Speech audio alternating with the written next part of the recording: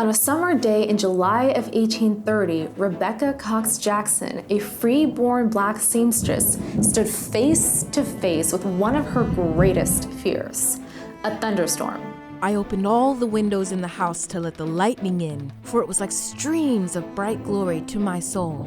This fateful thunderstorm would inspire Jackson at 35 years old to entirely change the course of her life against tremendous odds. She would leave behind her husband and her community in her quest for a more inclusive spiritual home, inspiring others along the way. For over 3 decades, Jackson traveled with her companion and protege, Rebecca Perot, a black woman referenced frequently in Jackson's journal. They traveled across Pennsylvania and New York, preaching celibacy, encouraging women to take control of their own bodies, and more radically, to take control away from their husbands. In a time where black women were not guaranteed freedom, love, or safety, how did these two Rebeccas create and lead their own spiritual family?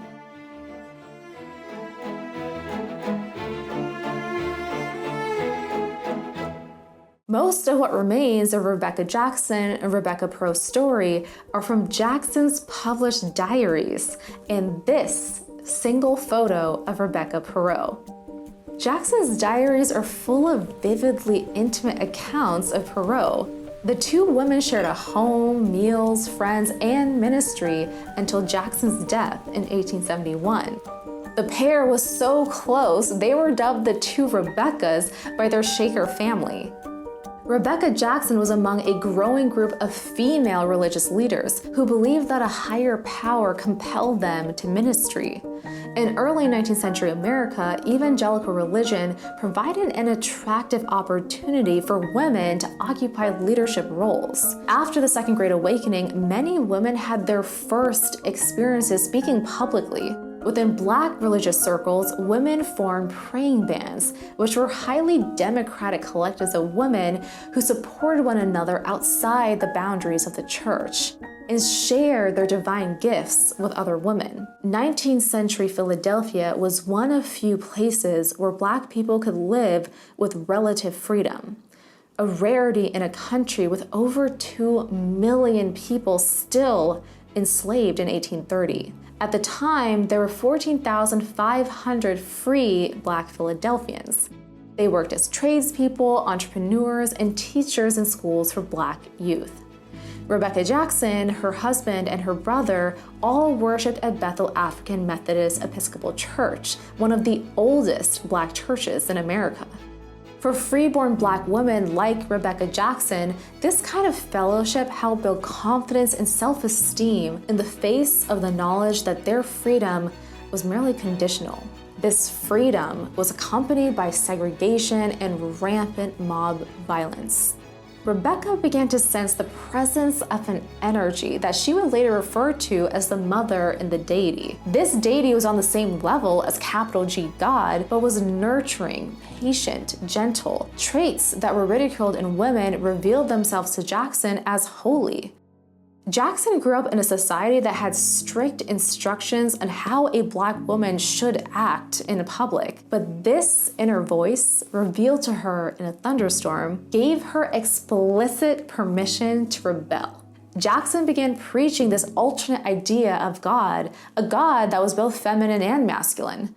Some of the first attendees to her revival meetings were fellow congregants at Bethel AME, congregants who wanted a more intimate exploration of Scripture. As her popularity grew, black and white men and women called on Rebecca Jackson for prayer and a healing word, a gift she believed came to her during that thunderstorm. During the winter of 1836, Rebecca held 69 unsanctioned covenant meetings up and down the East Coast. She wrote about Methodist preachers who told her in explicit detail how she should die for leading the men. Jackson asserted that all people had a right to celibacy, even in marriage. her beliefs led to heated, sometimes violent arguments with her husband. To protect her body at home, Jackson would perform dramatic acts of self-harm that she described as miracles in front of her husband, at one point setting her hands on a burning stove. When she showed her husband that her hands had not been scarred by the blazing metal, that was her unmistakable proof that her body now belonged to a heavenly power, not to any man on earth. From this point on, Jackson would document almost 30 years of her spiritual and private life. Jackson separated from her husband in 1836. But being a single Black free woman was a dangerous proposition in 19th century America. Many 19th century Black women had two paths ahead of them: a life of enslavement or a freedom directly tied to the whims of a man, her father, her brother, her husband. There were no real legal protections for Black women, their bodies, or their children at the time. When we think about the 19th century, we think of the women who are enslaved, how their agency may be taken away while under the control of their enslaver. But we also have to consider free Black women and how they were also limited in their mobility and their agency. They faced the challenges of not having ownership or power, not just of themselves, but of material objects, leadership positions. As a Black woman, you had to exude sexual purity, moral behavior, and you also had to uplift the race. So on top of worrying about how others perceived you, you also had to uplift mainly, in these cases, the Black men in your life. Finally free from her marriage, Jackson began to travel with her message as the divine voice instructed her. At Rebecca's prayer meetings, her visions revealed illnesses, deaths, and conversions to come. In 1837, church leadership accused her of heresy, but when she demanded a formal trial in her home, she was denied. It was clear to Jackson that she would need to go find a new spiritual home. Jackson's writing stopped between 1836 and 1840. When she returned to her journal, we find her regularly visiting a mostly white Shaker community in Watervliet, New York. Jackson initially believed she had found the ideal fit, writing, "These are my people." The Shakers' beliefs aligned directly with Jackson's. They believed in creating an earthly utopia through sharing resources and land. They believed in the mother deity who blessed Jackson through lightning only a few years before. Their founder was Mother Ann Lee. Childcare was a group activity, as Shakers prioritized communal bonds over marriages. Unlike many other denominations, Shaker women had every right to speak in church since 1787. It is during this time that Jackson writes extensively in her journal about Rebecca Perot. Jackson writes about one dream Perot recounted to her, where she fantasizes that the two Rebeccas would one day reign as king and queen. Then in 1847, they arrived together in Watervliet. I saw a garden of excellent fruit, and it appeared to come near even into my bed and around me. And I was permitted to eat and to give a portion to Rebecca Perot, and she ate and was strengthened.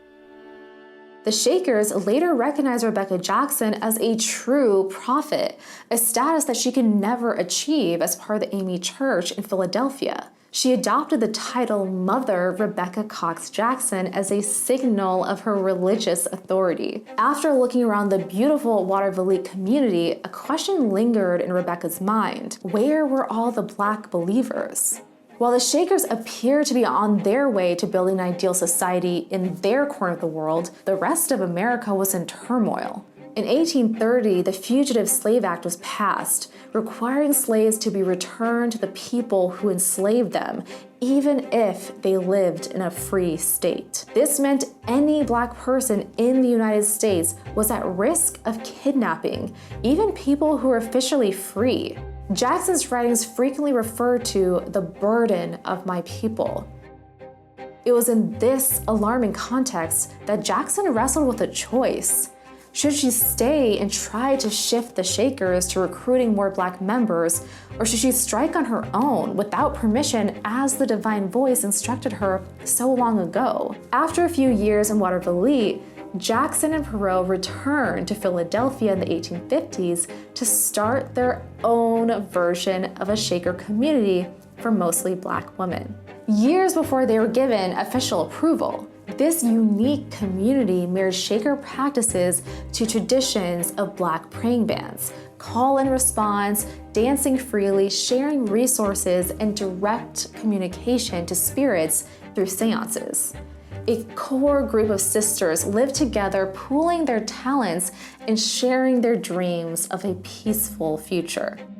Mother Rebecca Cox Jackson had finally manifested the spiritual home she had always needed. Rebecca Cox Jackson died in 1871 after a lively 40-year career as an orator, healer, seer, and caregiver. After Jackson's death, Rebecca Perot took on Jackson's name, becoming Mother Rebecca Jackson.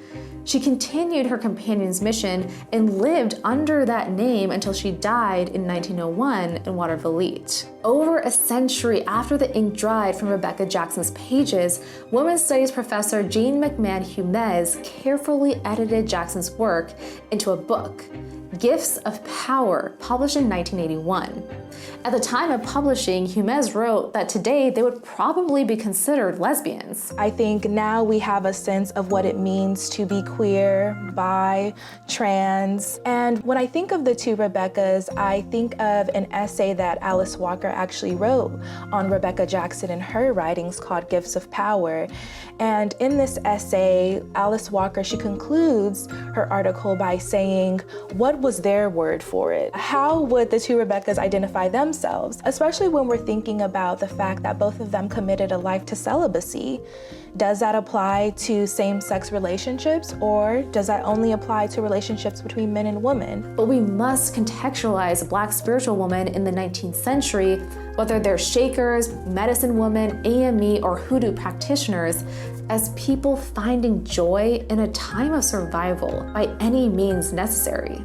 While the two Rebeccas may not have had a name for their relationship, they clearly had a calling to one another and to the spiritual wellness of the people around them. The pair traveled together, prayed together, and built a life together. These imaginative and willful women challenged cultural norms and formed a community that centered the joy and expression of Black women. Do you want to learn more about the two Rebeccas? Then check out the links in the description below, and don't forget to subscribe to PBS Origins so you don't miss an episode of In the Margins.